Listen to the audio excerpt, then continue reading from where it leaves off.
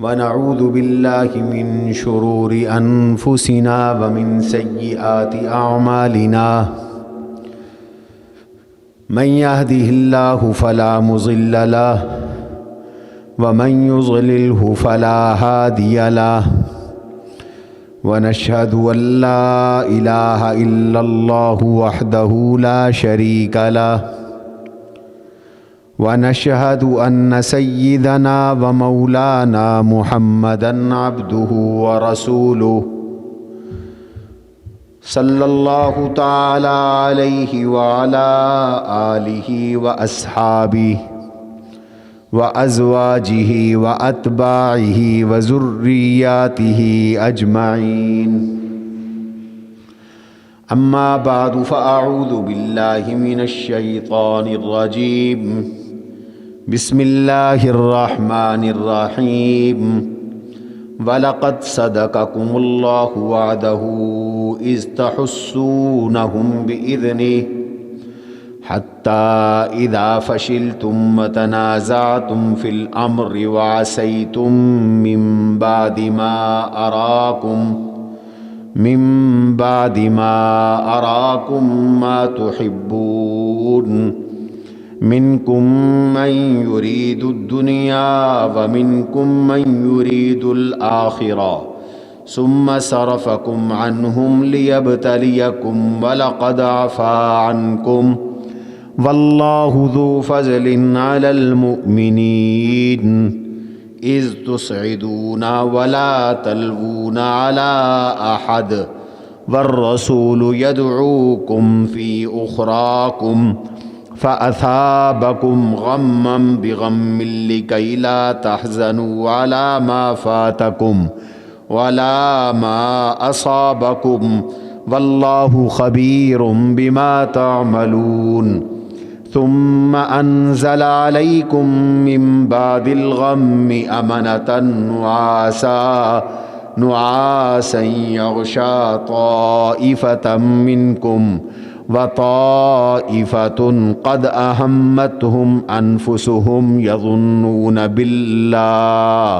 يظنون بالله غير الحق ظن الجاهلية يقولون هل لنا من الأمر من شيء قل إن الأمر كله لله يخفون في أنفسهم ما لا يبدون لك يقولون لو كان لنا من الأمر شيء ما قتلنا هاهنا صدق الله العظيم وقال رسول الله صلى الله عليه وسلم كيف يفلح قوم قد شجوا نبيهم أو كما قال رسول الله صلى الله عليه وسلم اللهم صل على محمد وعلى آل محمد كما صليت على إبراهيم وعلى آل إبراهيم إنك حميد مجيد اللهم بارك على محمد وعلى آل محمد كما باركت على إبراهيم وعلى آل إبراهيم إنك حميد مجيد عزیزان گرامی، سامعین محترم، گزشتہ جمعۃ المبارک کی مجلس میں غزوہ احد میں مسلمانوں کی ابتدائی لحاظ سے فتح مبین اور مشرکین مکہ کی شکست فاش کا ذکر کیا تھا۔ حضور نبی کریم صلی اللہ علیہ وسلم کے صحابہ کرام کی جانثاری، وفاداری، شجاعت و بہادری، عزم و ہمت کی تاریخ رقم ہوئی اور مشرکین مکہ کے مغرور لشکر کو شکست فاش ہوئی۔ زمینی جنگ میں بھی وہ شکست کھا گئے، پھر انہوں نے گھوڑوں پر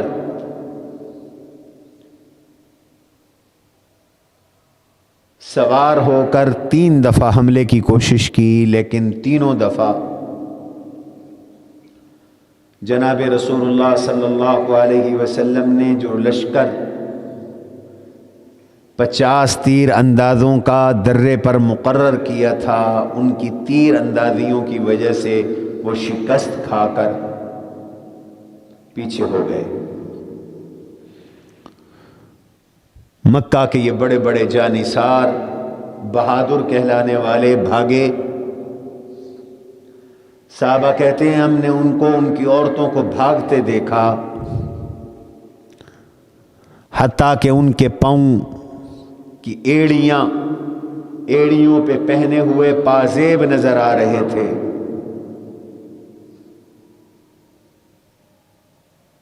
جنگ ایک لحاظ سے ختم ہو گئی۔ جنگ کے اختتام کے بعد مشرکین مکہ سے چھینا ہوا مال اور ان کا چھوڑا ہوا سامان جمع کرنے کا مرحلہ پیش آیا، یعنی مال غنیمت جمع کرنے کا مرحلہ درپیش تھا۔ تو صحابہ کرام اس خدمت میں مصروف ہو گئے کہ مال غنیمت جمع کریں، اور مال غنیمت جو جمع کرتا ہے اس کو محض اجر ملتا ہے، غنیمت میں اس کا حصہ اتنا ہی ہوتا ہے جتنا جمع نہ کرنے والے کا ہے، سب برابر تقسیم ہوتا ہے۔ قرآن کریم نے مال غنیمت کی تفصیلات بیان فرمائی ہیں۔ یہ نہیں ہوتا کہ جو جمع کرے گا، جو اٹھا لے گا اسی کا ہو جائے گا، بلکہ کافروں سے جنگ میں، جہاد میں چھینا ہوا سارا مال جمع کیا جاتا ہے، اور امیر لشکر، اور یہاں امیر لشکر دو جہاں کے سردار حضور نبی کریم صلی اللہ تعالی علیہ وسلم کی ذات بابرکات تھی، انہوں نے تقسیم کرنا تھا۔ اس لیے میں عرض کر رہا ہوں کہ انہوں نے کہا کہ اب خدمت کا اجر اور ثواب بھی حاصل کریں۔ تو اس دوران وہ 50 تیر انداز جن کو حضور نبی کریم صلی اللہ تعالی علیہ وسلم نے درے پر مقرر فرمایا تھا، اور فرمایا تھا فتح ہو یا شکست ہو تم نے یہاں سے نہیں ہلنا،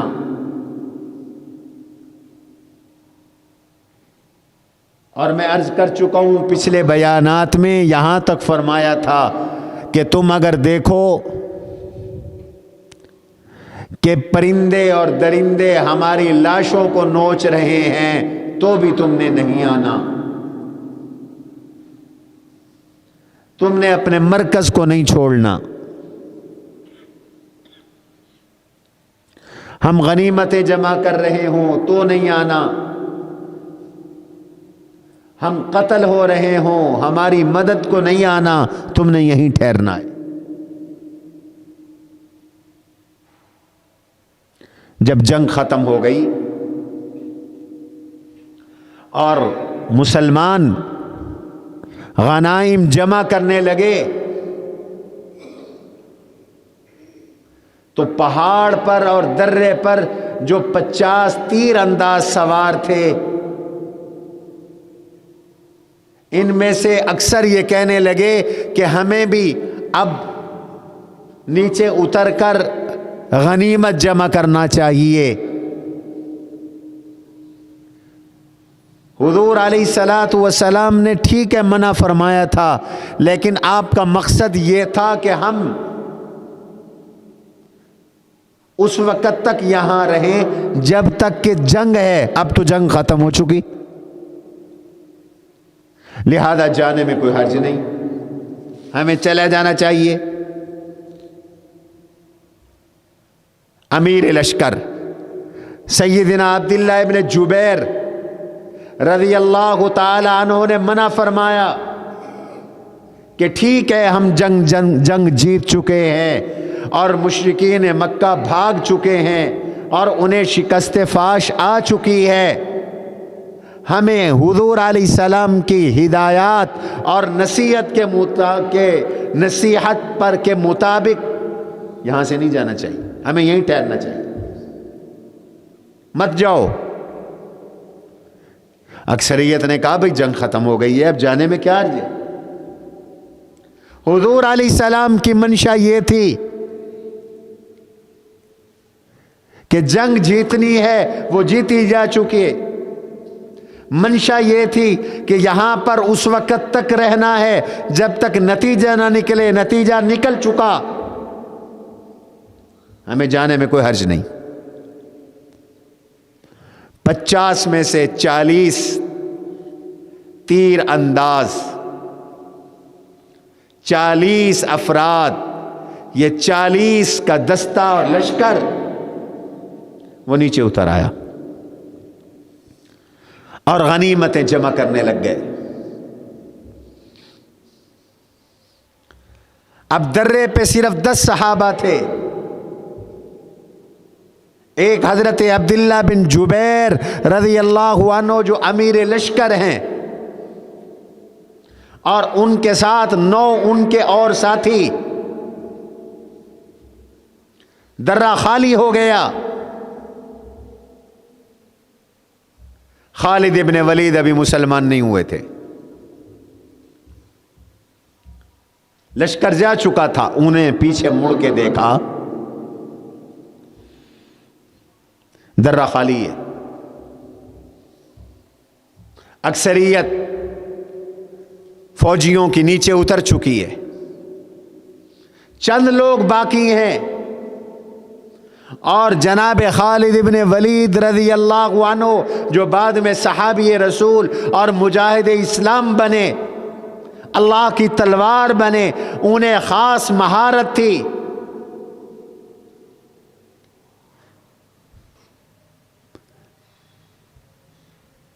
انہیں خاص مہارت تھی کہ وہ گھوڑوں پہ سوار ہو کر حملے کریں، تیر اندازی کریں۔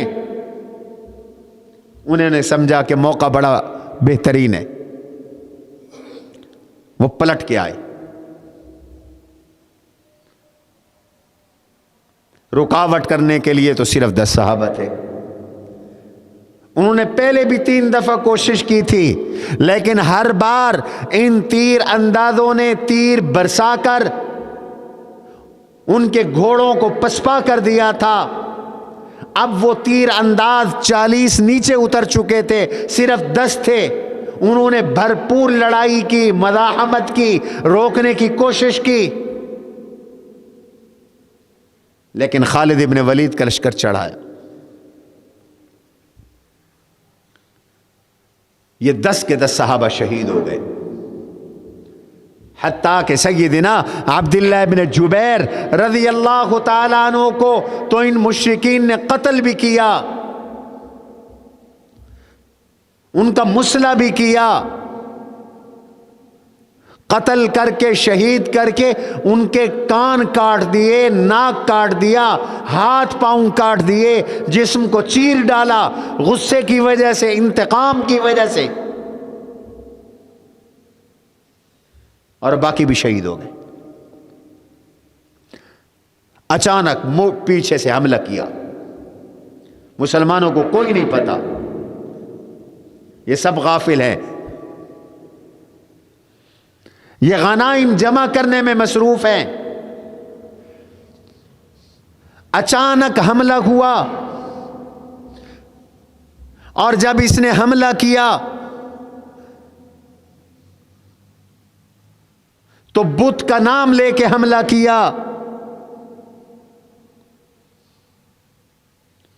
حبل کا نام لے کر حملہ آور ہوا تو آواز باقی مشرکین تک پہنچی، وہ بھی دوڑ کے آ گئے۔ اب اچنچیت حملہ ہوا ہے،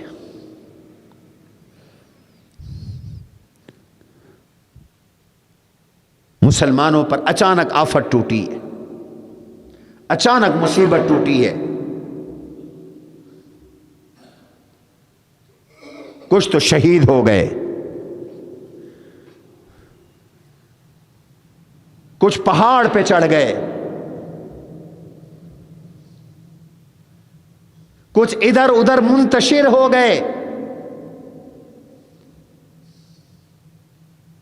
مشرکین نے مسلمانوں کو دو طرف سے گھیر لیا اور مسلمان نرغے میں آ گئے۔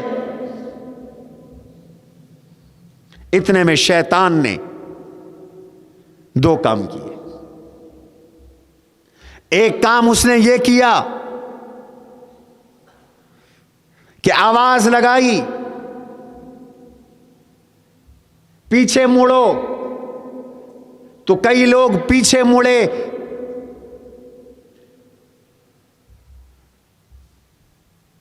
تو پیچھے مسلمانوں نے مسلمانوں پہ حملہ کر دیا، افراتفری کے اندر۔ انہوں نے سمجھا دشمن ہے، آواز جو آئی پیچھے آؤ، انہوں نے سمجھا پیچھے دشمن ہے، تو انہوں نے دشمنوں پہ حملہ، دشمن سمجھ کر خود مسلمانوں پہ حملہ کر دیا۔ حضور علیہ السلام کے صحابی حضرت حذیفہ بن یمان رضی اللہ تعالی عنہ کے والد اسی افراتفری میں شہید ہو گئے، مسلمانوں کے ہاتھوں شہید ہو گئے، اوسان خطا ہو گئے۔ کچھ سمجھ میں نہیں آ رہا، حضرت حذیفہ پکارتے رہے کہ میرے والد ہیں، میرے والد ہیں، لیکن پتہ نہ چلا، کسی نے نہ سنا، وہ شہید ہو گئے۔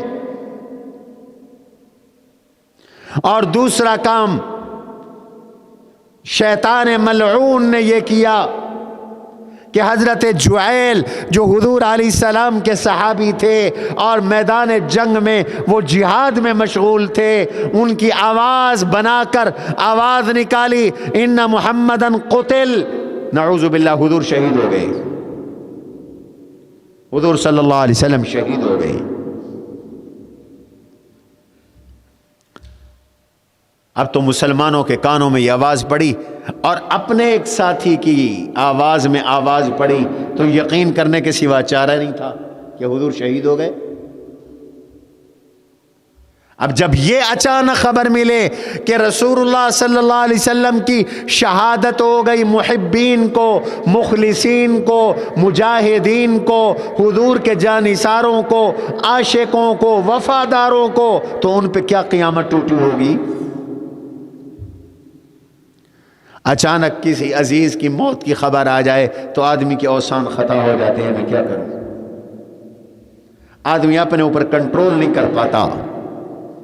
اور یہاں حضور کی شہادت کی خبر ہے۔ کچھ نے کہا کہ حضور شہید ہو گئے تو کیا رہنا، کوئی کدھر کوئی کدھر۔ البتہ کچھ ایسے بھی تھے جانثار وفادار، انہوں نے یہ اعلان کیا کہ جس رستے پہ حضور نے جان دی پھر ہمارے بھی زندہ رہنے کا کوئی حق نہیں، ہم بھی جان دیں گے۔ وہ شہید ہو گئے، لڑتے لڑتے شہید ہو گئے اور شجاعت کی داستانیں رقم کر دی، بہادری کی داستانیں رقم کر دی۔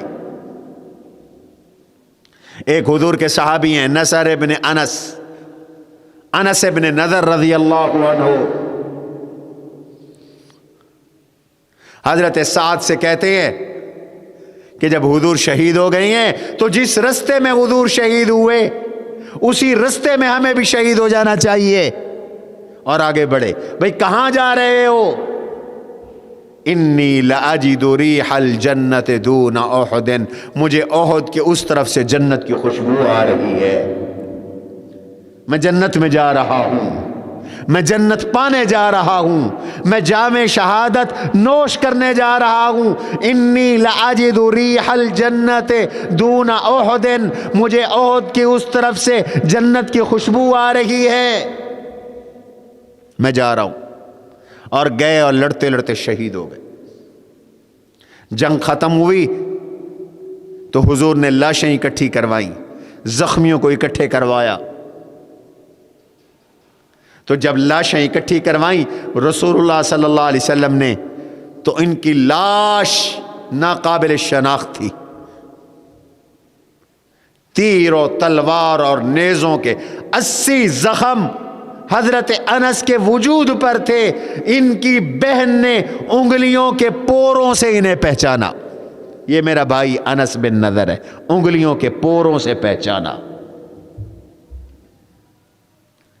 یہ شجاعت ہے, یہ بہادری ہے, یہ ثابت قدمی ہے. صحابہ کے دشمن آج اس واقعے کی آڑ لے کر صحابہ پہ سب و شدم بکتے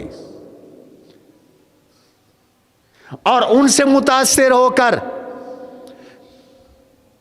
غیر مسلموں کی ہسٹری, لکھی ہوئی ہسٹری اور تاریخ پڑھ کر,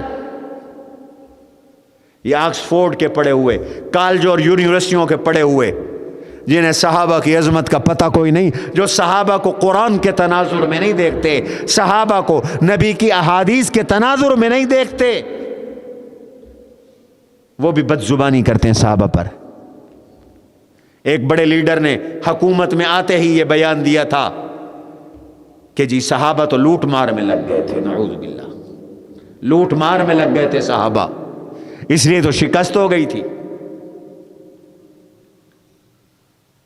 کوئی کہتا ہے قرآن کہتا ہے وہ تو دنیا کے پجاری تھے, نعوذ باللہ, دنیا پرست تھے. صحابہ کو دنیا کا پجاری ہونے کا تانا دیتے ہیں قرآن کی آڑ لے کر, لیکن ادھورا قرآن پڑھتے ہیں, پورا قرآن نہیں پڑھتے. اس سے قبل کہ میں غزوہ احد میں صحابہ کے مزید ایثار اور جانثاری اور قربانیوں کا ذکر کروں, قرآن کریم سے پوچھتے ہیں کہ وہ صحابہ کرام کو اس بارے میں کیا کہتا ہے. قرآن کہہ رہا ہے وَلَقَدْ صَدَقَكُمُ اللَّهُ وَعْدَهُ إِذْ تَحُسُّونَهُمْ بِإِذْنِهِ, اللہ نے تمہاری مدد کا وعدہ کیا تھا, جیت کا وعدہ کیا تھا. اللہ نے اپنا وعدہ سچ کر دکھایا. اِذْ تَحُسُّونَهُمْ بِإِذْنِهِ, جب اللہ کے حکم سے تم ان کو قتل کر رہے تھے, مار رہے تھے. حَتَّى إِذَا فَشِلْتُمْ وَتَنَازَعْتُمْ فِي الْأَمْرِ وَعَصَيْتُمْ مِنْ بَعْدِ مَا أَرَاكُمْ مَا تُحِبُّونَ, حتیٰ کہ تم پھسل گئے, درے کے معاملے میں رہنے نہ رہنے پر آپس میں لڑ پڑے, تمہارا جھگڑا ہو گیا اور اللہ کے نبی کے حکم کی نافرمانی ہو گئی. من بعد ما اراکم ما تحبون, جو فتح تمہیں محبوب تھی وہ دکھا بھی دی تھی اللہ نے, اس کے بعد تمہارا جو اختلاف ہوا اور جو تم درے پر کے معاملے میں جھگڑ پڑے اور ظاہری طور پر حضور علیہ الصلوۃ والسلام کی حکم عدولی ہو گئی, اس کی وجہ سے تم پر حالات آ گئے, امتحان آ گیا. منکم من یرید الدنیا ومنکم من یرید الآخرہ ثم صرفکم عنہم لیبتلیکم ولقد عفا عنکم واللہ ذو فضل علی المؤمنین. تم میں سے کچھ ایسے تھے جو دنیا کا ارادہ کر رہے تھے, غنیمتیں جمع کر رہے تھے, اور تم میں سے کچھ ایسے تھے جن کا آخرت کا ارادہ تھا. کیا مطلب؟ کہ صحابہ دنیا پرست تھے؟ کیا صحابہ دنیا چاہتے تھے؟ میں نے پہلے عرض کر دیا,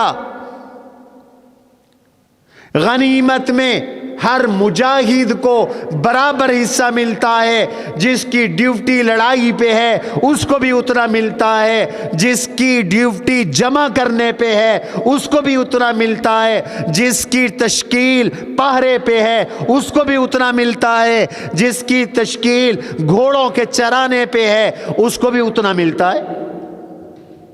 یہ تھوڑی تھا کہ جو جمع کر رہے تھے ان کو زیادہ ملنا تھا. نعوذ باللہ وہ لوٹ مار کر رہے تھے, وہ اپنے لیے جمع کر رہے تھے. نہیں, قطعاً ایسا نہیں. یہ تو غنیمت کا اصول ہی نہیں ہے.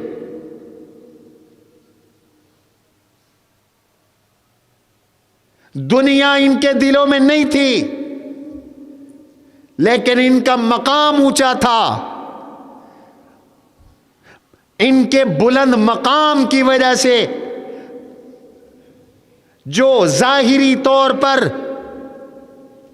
انہوں نے غنیمتوں کو جمع کرنے کے لیے درہ چھوڑا, اگرچہ انہیں زیادہ نہیں ملنا تھا لیکن وہ غنیمتیں دنیا تھی. اس لیے فرمایا کہ اب یہ دو جماعتیں بن گئیں. ایک جماعت صرف آخرت پہ نظر رکھے ہوئے تھی, عبداللہ بن جبیر کی جماعت, وہ ہے منکم من یرید الآخرہ. اور ایک جماعت وہ غنیمتیں جمع کرنے پہ لگ گئی, اگرچہ انہیں زیادہ نہیں ملنا تھا. وہ دنیا پرست نہیں تھے, لیکن چونکہ وہ دنیا جمع کر رہے تھے اس لیے منکم من یرید دنیا فرما دیا. ورنہ اگر صحابہ دنیا چاہنے والے ہوتے تو جنگ میں آتے کیوں؟ وہیں کھڑے رہتے. جنگ کو خالہ جی کا گھر ہے. یہ جو اچانک حملہ ہوا اور اس حملے کے اندر اچانک جنگ لڑنی پڑی, حضور علیہ السلام کو اس وقت پتہ چلا جب وہ احد کے قریب آ گئے تھے. اگر یہ دنیا چاہنے والے تھے تو جیسے عبداللہ بن ابی اپنے 250 کے لشکر کے ساتھ واپس چلا گیا تھا, یہ آتے ہی نہ یا واپس چلے جاتے, یہ واپس چلے جاتے. یہ دنیا پرست نہیں تھے, یہ تو جان ہتھیلیوں پہ رکھ کے آئے تھے. یہ تو بڑا ہے, وہ اللہ کی ذات بڑی ہے اور ان کا مقام بھی بڑا ہے, اور بڑے ذرا سے بھی کوتاہی کرے تو ان کے لیے تنبیہ عام لوگوں سے بڑھ کر ہوتی ہے. جیسے نبیوں کے لیے اللہ نے معصوم ہونے کے باوجود سخت لفظ بول دی, چونکہ ان کی شان اونچی ہے, ان کو یہ نامناسب چیز نہیں کرنی چاہیے تھی.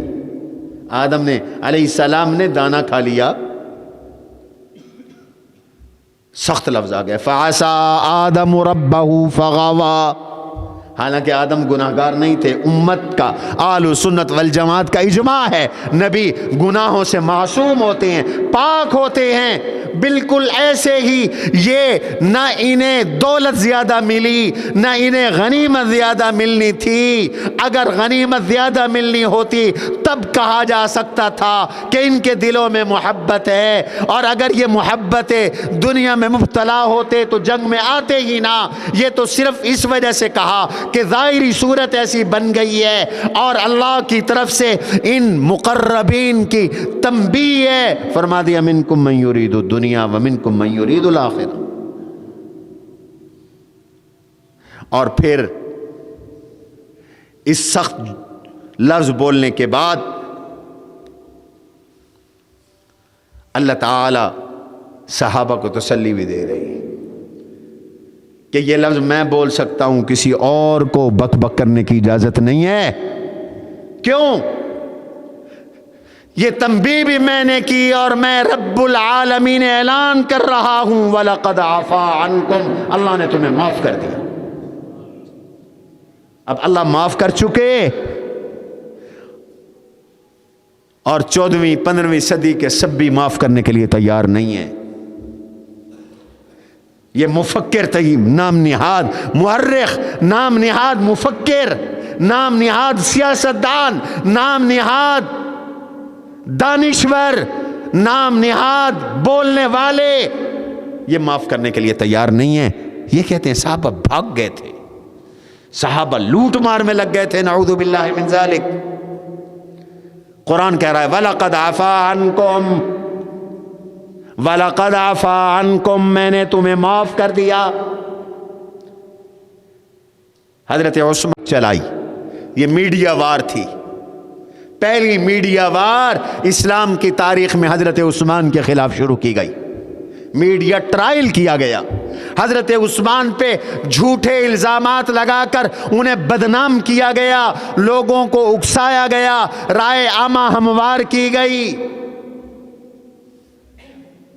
حضرت عثمان کے خلاف، اور اکٹھا کر کے لوگوں کو لے آئے، مدینے پہ چڑھائی کروائی، حضرت عثمان کو شہید کروایا۔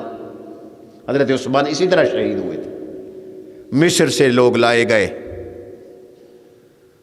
لانگ مارچ کر کے آئے تھے مصر سے، کوئی کوفہ سے لانگ مارچ کر کے آیا تھا۔ کتنا سفر ہے کوفہ اور مدینے کا، یہ تو سب سے بڑا لانگ مارچ ہے۔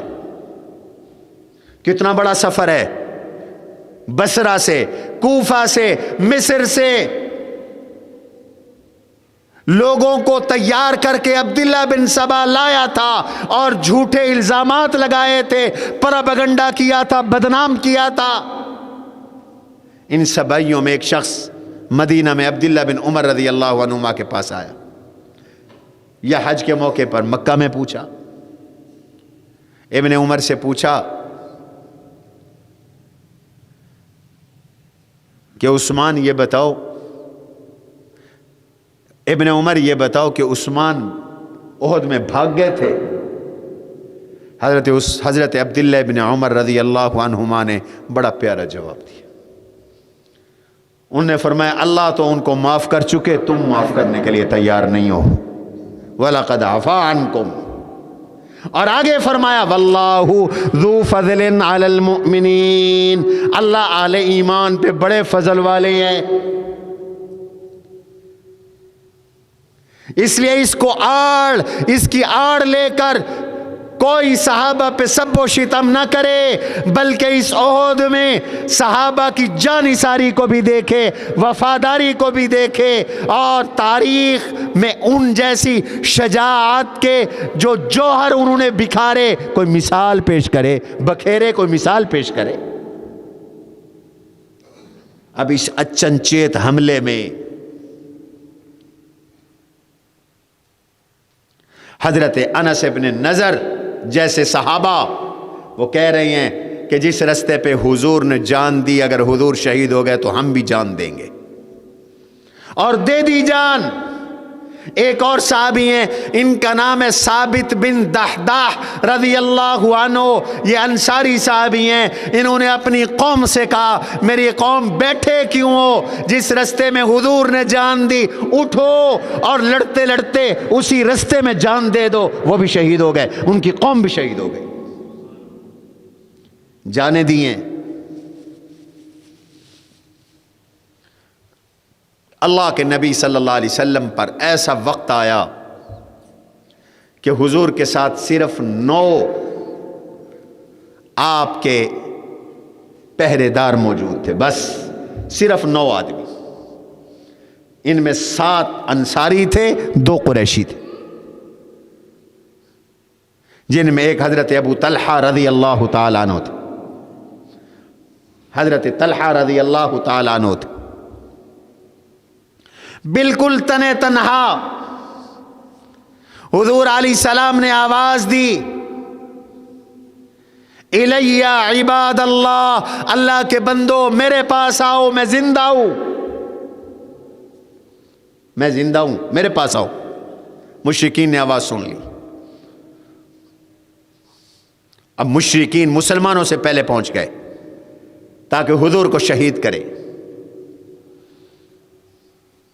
آپ کے دفاع میں 7 کے 7 انصاری صحابہ نے ایک کے بعد ایک، ایک کے بعد دوسرا، دوسرے کے بعد تیسرا، یہ 7 صحابہ، 7 انصاری یکے بعد دیگر شہید ہو گئے، رسول اللہ کے دفاع میں شہید ہو گئے۔ یہ جانی ساری نظر نہیں آتی، لوٹ مار کہ تانے دیتے ہیں وہ صحابہ کو۔ اب 2 مہاجر بچے صرف حضور کی ارد گرد، صرف 2 مہاجر۔ کیا منظر ہوگا؟ حضور استقامت کا پہاڑ بن کر کھڑے تھے، خود تیر برسا رہے تھے، تیر برساتے برساتے برساتے آپ کی کمان ناکارہ ہو گئی، اور اب مشرکین مکہ کی ساری توجہ حضور پر ہے کہ حضور کو شہید کرے، اللہ کے نبی علیہ السلام کو قتل کرے۔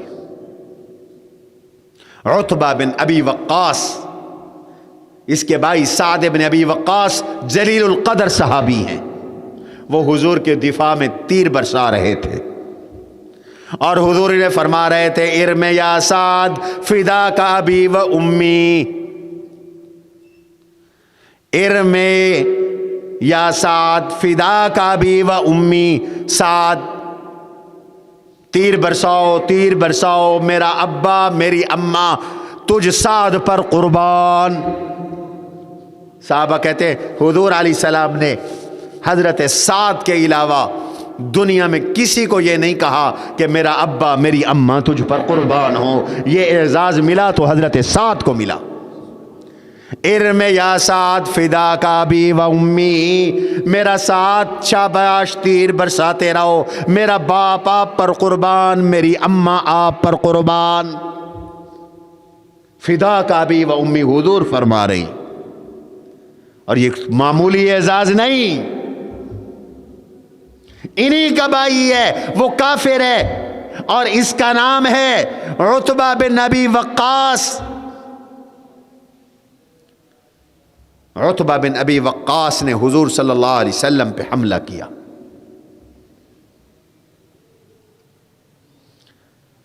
اس حملے کے نتیجے میں اللہ کے نبی علیہ السلام کا نیچے کا یہ دانت شہید ہو گیا، یہ نیچے کا یہ دانت شہید ہو گیا، خون بہنے لگ گیا۔ احد میں میرے نبی کا دانت شہید ہوا ہے۔ ایک کافر ہے، اس کا نام ہے عبداللہ بن قمیعہ، یہ حضور علیہ السلام کے سامنے آیا اور زور سے اس نے حضور علیہ السلام کے کندھے پہ تلوار کا وار کیا۔ حضور نے دوہری زیرہ پہنی ہوئی تھی جنگ میں۔ معلوم ہوتا ہے کہ دفاع کرنا اپنا یہ توکل کے خلاف نہیں ہے۔ اگر کسی کی جان کو خطرہ ہے اور وہ بلٹ پروف جیکٹ پہنے، وہ کوئی گن مین رکھ لے، وہ کوئی محافظ مقرر کر لے، تو یہ توکل اور دین کے خلاف نہیں ہے۔ حضور صلی اللہ علیہ وسلم نے دوہری زیرہ پہنی ہوئی تھی، وہ زیرہ تو نہ چیر سکی تلوار، لیکن اتنی درد اور اتنی تکلیف ہوا حضور صلی اللہ تعالی علیہ وسلم کو، اتنی تکلیف ہوئی کہ کئی مہینوں تک آپ یہ درد اٹھاتے رہے۔ اور اس نے کہا، حملہ کیا، تلوار کا حملہ کیا، اور پھر اس کے حملے سے رسول اللہ صلی اللہ تعالی علیہ وسلم کہ سر پر جو لوہے کی ٹوپی اور خود تھی، اس کی دو کڑیاں آپ کے چہرے کے اندر گھس گئیں، چبھ گئیں،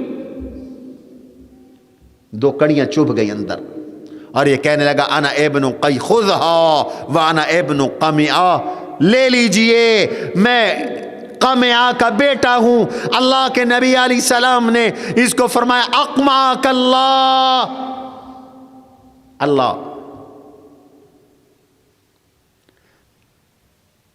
اللہ تعالیٰ تجھے برباد کرے، تجھے تباہ کرے، اور ہو گیا تباہ۔ ابن قمیعہ اسی جنگ میں غالباً حضرت ابو دجانہ رضی اللہ تعالی عنہ کی زد میں آیا اور انہوں نے اس کو جہنم رسید کر دیا، نقد اللہ نے اس کو ذلیل کیا۔ اور عتبہ بن ابی وقاص کے بارے میں حضرت سعد بن ابی وقاص رضی اللہ عنہ کی خواہش تھی کہ میرا بھائی مشرک اور دشمن رسول ہے، اس سے میں خود نمٹوں، لیکن ایک اور صحابی کو اللہ نے یہ اعزاز بخشا، وہ ان کے ہاتھوں قتل ہوا۔ حضور زخمی ہو گئے۔ اب آپ کے ارد گرد صرف دو صحابی ہیں اور یہ دونوں مہاجر ہیں۔ حضرت طلحہ رضی اللہ تعالیٰ عنہ یہ تیر پہ تیر برسا رہے ہیں اور تیر پہ تیر برسا رہے ہیں. ان کی تیر ختم ہو جاتے، حضور تیر کی تھیلی ان کے سامنے خالی کر دیتے تھے. وہ ختم ہو جاتی تھی، حضور دوسری تھیلی خالی کر دیتے تھے. اتنے میں صحابہ کو پتہ چلا تو صحابہ دوڑ کر حضور علیہ الصلوۃ والسلام کے ارد گرد آئے اور ایک احاطہ بنا لیا، ایک باڑ بنا لی دفاع رسول کے لیے، حضور علیہ السلام کی حفاظت کے لیے. اور جو آپ کو یہ کڑیاں چبھی تھیں، حضرت طلحہ نے یہ کڑی آپ سے نکالنے کی درخواست کی، حضرت یہ مجھے نکالنے دیں. آپ نے انکار فرمایا. انہوں نے کہا اللہ کے لیے مجھے نکال دیں. انہوں نے اپنے دانت سے وہ کڑی کھینچی، ان کا نیچے کا دانت اپنا کھینچتے ہوئے ٹوٹ گیا اور آرام سے وہ کڑی نکال دی. اور دوسری کڑی حلقہ جو اندر گھس گیا تھا چہرے میں، جس کی وجہ سے تکلیف ہو رہی تھی، حضرت ابو بکر صدیق نے اللہ کا واسطہ دیا حضرت طلحہ رضی اللہ عنہ کو کہ مجھے یہ کھینچنے دو. انہوں نے کھینچی. ایک صحابی خون نہیں رک رہا تھا، اس نے آپ کا یہ خون اپنے منہ میں چوس کر صاف کیا، چوس کے صاف کیا آپ نے. انہوں نے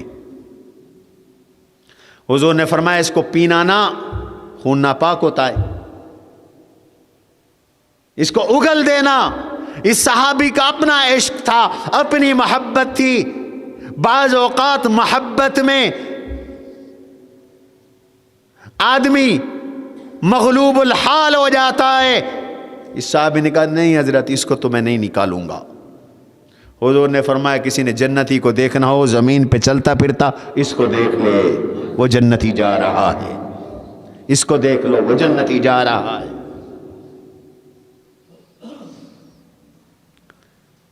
صحابہ کرام اب حضور کے ارد گرد جمع ہو گئے، اکھڑے ہوئے پاؤں پھر سے ٹھہر گئے.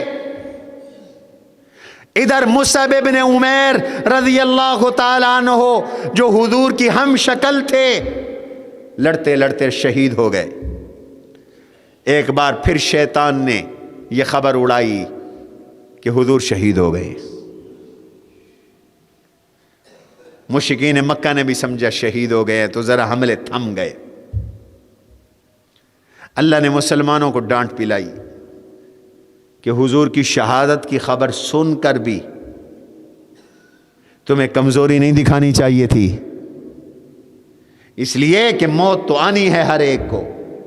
وما محمد الا رسول قد خلت من قبله الرسل افإن مات او قتل انقلبتم على اعقابكم ومن ينقلب على عقبيه فلن يضر الله شيئا وسيجزي الله الشاكرين. وما محمد الا رسول، محمد صلی اللہ علیہ وسلم اللہ کے رسول ہے. قد خلت من قبلہ الرسل، آپ سے پہلے بہت سے رسول آئے اور اللہ کے پاس چلے گئے، حضور نے بھی چلے جانا. افإن مات، کہ اگر حضور شہید ہو گئے، فوت ہو گئے، او قتلا یا شہید ہو گئے، انقلبتم علی اعقابکم، دین چھوڑ دو گے؟ دین نہیں چھوڑنا، اس لیے کہ وَمَن يَنقَلِبْ عَلَىٰ عَقِبَيْهِ فَلَن يَضُرَّ اللَّهَ شَيْئًا، جو دین سے پیچھے ہٹے گا وہ اللہ کا کچھ نہیں بگاڑ سکتا، اپنا نقصان کرے گا. وَسَيَجْزِي اللَّهُ الشَّاكِرِينَ، قدر والوں کو اللہ بہترین بدلہ دیتے ہیں.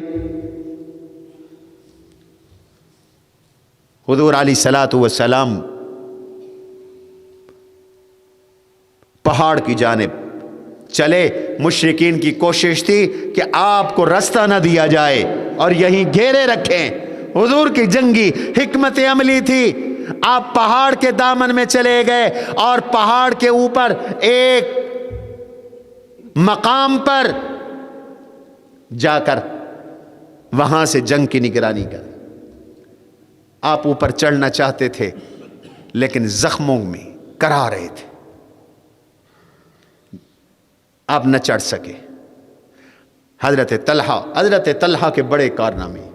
ابو بکر فرماتے تھے احد کا دن تو ہے ہی حضرت طلحہ رضی اللہ عنہ کا، اور حضرت طلحہ کو دیکھ کر اللہ کے نبی علیہ السلام نے یہ ارشاد فرمایا تھا، کسی نے اگر زمین پہ چلتا پھرتا شہید دیکھنا ہو تو حضرت طلحہ کو دیکھ لے، اس کو دیکھ لے۔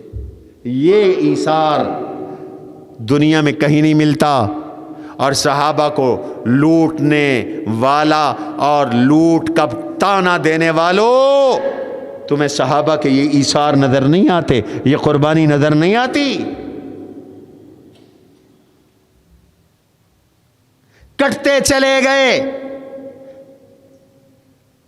قتادہ بن نعمان حضور علیہ السلام کے ایک صحابی ہیں، حضور کے ساتھ کھڑے تھے، دیکھا حضور کی طرف تیر آ رہا ہے اور نشانہ لے کے باندھا گیا ہے اور حضور کے چہرے پہ وہ تیر لگنا ہے، جھپٹ کر آگے آئے اور اپنا چہرہ حضور کے چہرے کے آگے کر دیا۔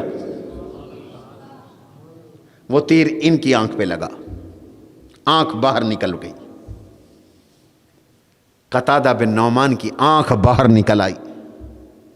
انہوں نے اپنی آنکھ کا ڈھیلا ہاتھ میں اٹھایا اور حضور کو دکھایا۔ حضور علیہ السلام نے فرمایا، حضور علیہ السلام نے اس ڈھیلے کو اپنے ہاتھ میں لے کر واپس آنکھ پہ رکھ کر ہاتھ پھیر دیا۔ قتادہ بن نعمان کہتے ہیں رب کعبہ کی قسم، میری آنکھ پہلے سے زیادہ حسین ہو گئی، پہلے سے زیادہ روشن اور بینا ہو گئی۔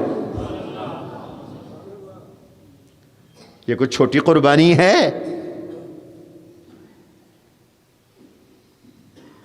حضرت طلحہ نے کندھے پہ اٹھا کے حضور کو وہاں پہنچایا۔ حضور کی زبان اطہر سے کو بد دعا کے جملے نکلے، ان زخمی کرنے والوں، ان حملہ کرنے والوں کے خلاف جملے نکلے۔ اللہ نے فوراً قرآن اتار دیا۔ نبی کی تربیت بھی اللہ کرتا ہے۔ نبی کا زمین پہ کوئی استاد نہیں ہوتا، نبی کا استاد مربی خود اللہ ہے۔ لیس لک من الامر شیء او یتوب علیہم او یعذبہم فانہم ظالمون۔ یہ آیت اتری، لیس لک من الامر شیء، میرے نبی، میرے حبیب، ان کافروں کا معاملہ آپ کے ہاتھ میں نہیں۔ کس کے ہاتھ میں ہے؟ بولو بولو، کس کے ہاتھ میں ہے؟ اللہ کے ہاتھ میں۔ لیس لک من الامر شیء او یتوب علیہم، آپ کے ہاتھ میں معاملہ نہیں، معاملہ کس کے ہاتھ میں ہے؟ سارے بولو، میں قرآن پڑھ رہا ہوں، ترجمہ کوئی اٹھا کے گھر میں دیکھ لینا۔ لیس لک من الامر شیء، آپ کے ہاتھ میں ان کا معاملہ نہیں، کس کے ہاتھ میں ہے؟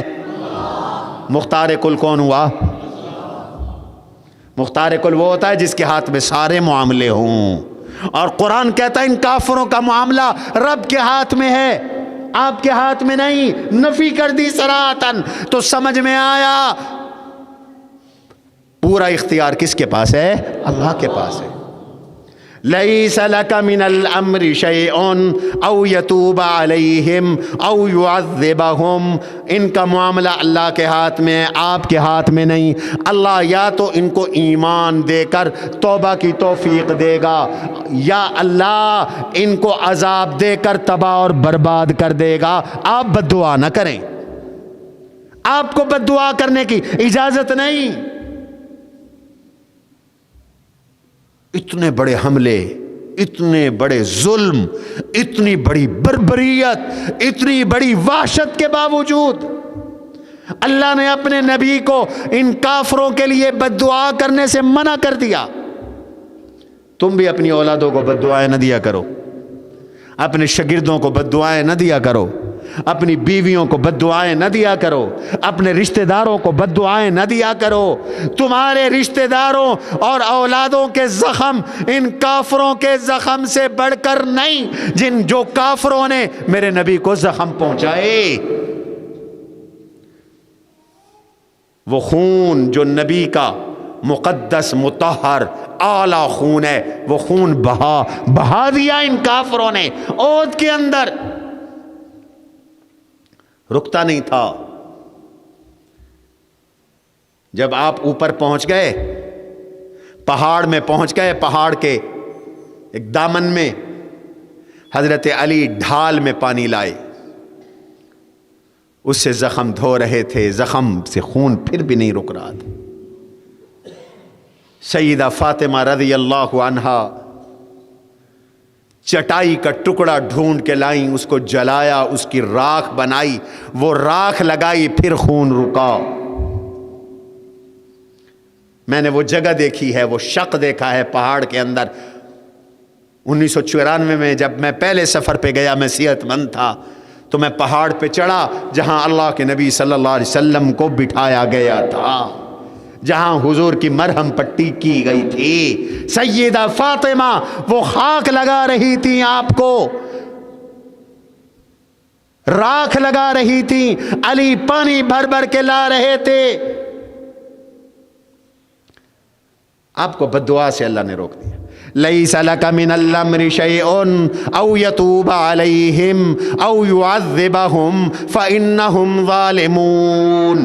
آپ کے ہاتھ میں نہیں، اللہ کے ہاتھ میں ہے۔ کچھ کافروں کو ایمان کی دولت دوں گا، توبہ کی توفیق دوں گا، کچھ کو ہلاک کروں گا، عذاب میں مبتلا کروں گا، تباہ اور برباد کروں گا۔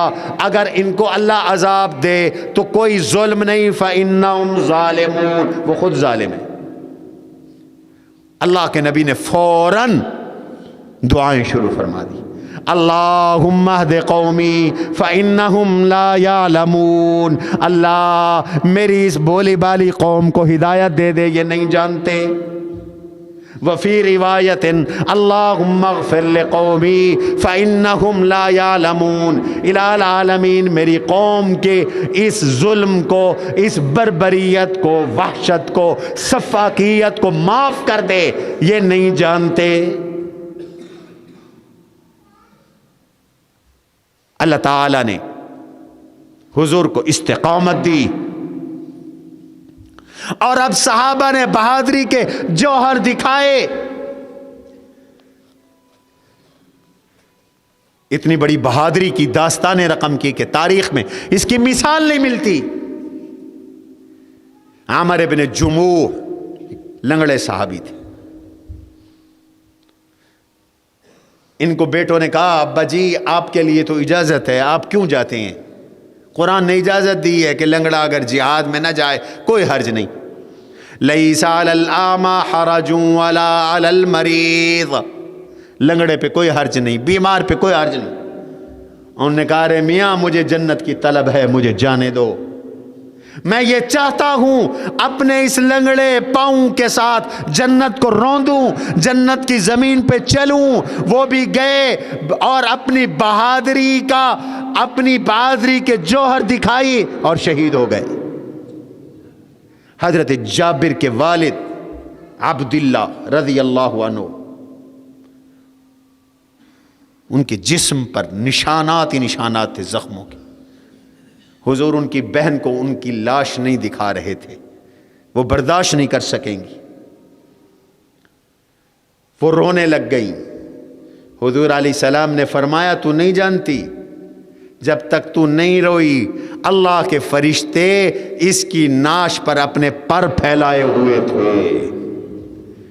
اللہ کے فرشتوں نے اپنے پروں کے ساتھ اس پر سایہ کیا ہوا تھا۔ ایسی بہادری، بالآخر مشرکین مکہ کے قدم اکھڑ گئے، یہ جانے لگے۔ اب ابو سفیان پہاڑ پہ چڑھ گیا، اس نے کہا الفیکم محمد صلی اللہ علیہ وسلم، کوئی تم میں محمد ہے؟ زندہ ہیں؟ حکمت کا تقاضا تھا جواب نہ دیا جائے، کسی نے کوئی جواب نہیں دیا۔ حل فیکم ابو بکر، تم میں ابو بکر ہے؟ دشمن بھی جانتا تھا نبی کے بعد کس کا پہلا نمبر، سارے بولو یار، پہلا نمبر کس کا؟ ابو بکر کا۔ اس لیے ابو سفیان نے بھی اپنے سوال میں صرف 3 نام لیے، کوئی چوتھا نام نہیں لیا. اس لیے تو ہم کہتے ہیں ابو بکر دا پہلا نمبر. حل فیکم محمد، خاموشی ہے. حل فیکم ابو بکر، ابو بکر ہے، خاموشی ہے. حل فیکم عمر، دوسرا نام، تیسرا نام عمر کا لیا. تم میں عمر ہے، خاموشی ہے. خوشی کا اظہار کرنے لگا. عمر سے رہا نہ گیا. عمر تو ہے ہی جرار، رہا نہیں گیا. اس نے کہا، حضرت عمر نے جواب دیا، او اللہ کے دشمن، حضور ابو بکر اور میں زندہ ہیں، اور تجھے وہ خبر ملے گی جس سے تجھے پریشانی ہوگی. یعنی ہم زندہ ہیں، ہم حیات ہیں. یہ دروازہ کھول دو بیٹا. ہم زندہ اور تابندہ ہیں، حیات ہیں. توجہ رہے میری طرف. ابو سفیان نے اس موقع پہ کہا، اولو حبل، اولو حبل. حبل بہت اونچا ہو گیا، حبل بہت اونچا ہو گیا. حضرت عمر نے جواب دیا، اللہ اعلی و اجل، اللہ اعلی و اجل. سب سے بلند و بالا کون ہے؟ سارے بولو، اللہ ہے. عمر جواب دو، اللہ کی توحید پر قدغن آ رہی ہے اور یہ مشرک اللہ کی توحید پر اعتراض کر رہا ہے. اس نے کہا اولو حبل، حبل اونچا ہو گیا. فاروق اعظم نے نعرہ لگایا، اللہ اعلی و اجل، اللہ بلند و بالا ہے، اللہ بزرگ و برتر ہے. اس نے کہا لنا عزا ولا عزا لکم، ہمارا عزا خدا ہے، عزا بت ہمارا الہ ہے، مددگار ہے، تمہارا عزا مدد کرنے والا کوئی نہیں. فاروق اعظم نے جواب دیا، اللہ مولانا ولا مولا لکم، اللہ ہمارا مولا اور مددگار ہے، تمہارا کوئی مدد کرنے والا نہیں ہے. مولا اور مددگار کون ہے؟ سارے بولو، اللہ مولانا ولا مولا لکم. ابو سفیان نے کہا، یہ احد بدر کا بدلہ ہو گیا. والحرب سجال، جنگ ڈول ہوتی ہے، کبھی کسی کے ہاتھ میں، کبھی کسی کے ہاتھ میں. حضور علیہ الصلوۃ والسلام نے فرمایا، کہہ دو بدر اور احد برابر نہیں، فرق ہے. کیوں؟ قتلاکم فی النار وقتلانا فی الجنہ. تمہارے بدر میں جو 70 مارے گئے تھے سب دوزخی ہیں، ہمارے احد میں جو 70 شہید ہو گئے سب جنتی ہیں. قتلاکم فی النار وقتلانا فی الجنہ. اور قرآن نے اعلان کیا، بدر کے یہ جو 70 شہید تھے ان کے بارے میں اعلان کیا، آل عمران میں بھی، آل اور بقرہ میں بھی. بقرہ میں کہا، وَلَا تَقُولُوا لِمَنْ يُقْتَلُ فِي سَبِيلِ اللَّهِ أَمْوَاتٌ بَلْ أَحْيَاءٌ وَلَكِنْ لَا تَشْعُرُونَ. یہ جو میرے راستے میں میرے نبی کے صحابہ قتل ہوئے، شہید ہوئے، انہیں مردہ نہ کہو، یہ زندہ ہیں، تمہیں شعور نہیں ہے. اور آل عمران میں کہا، وَلَا تَحْسَبَنَّ الَّذِينَ قُتِلُوا فِي سَبِيلِ اللَّهِ أَمْوَاتًا بَلْ أَحْيَاءٌ عِندَ رَبِّهِمْ يُرْزَقُونَ فَرِحِينَ بِمَا آتَاهُمُ اللَّهُ مِنْ فَضْلِهِ. ان کو مردہ گمان بھی نہ کرنا. حمزہ کے لاش کے 11 ٹکڑے ہیں. حضرت حمزہ کا تو جسم کاٹ دیا گیا، کلیجہ نکالا گیا. فرمایا لاش کے 11 ٹکڑے ہیں، کسی کی لاش شناخت کے قابل نہیں، پھر بھی انہیں مردہ گمان بھی نہ کرنا. بل احیاء، یہ زندہ ہیں، صرف زندہ نہیں، عند ربہم یرزقون، اللہ کی طرف سے انہیں رزق بھی عطا ہوتا ہے. عند ربہم یرزقون. شیرآباد والو، ایمان، میں شہید کو جنت کی نعمتیں کھلاتا ہوں، صرف نعمتیں نہیں کھاتے. بل احیاء، وہ زندہ ہیں. अहयाउन इंद रब्बिहिम युरज़क़ून, अल्लाह की तरफ से जन्नत का रिज़्क़ भी मिलता है। सिर्फ रिज़्क़ नहीं, फ़रिहीन बिमा आताकुमुल्लाहु मिन फ़ज़ले, कुरान कहता है अल्लाह का जो उन पे फ़ज़ल है वो उससे खुश भी होते हैं, उससे खुश होते हैं। और जो उनके रिश्तेदार अभी दुनिया में हैं उनके नेक आमाल पर भी खुशी का इजहार करते हैं।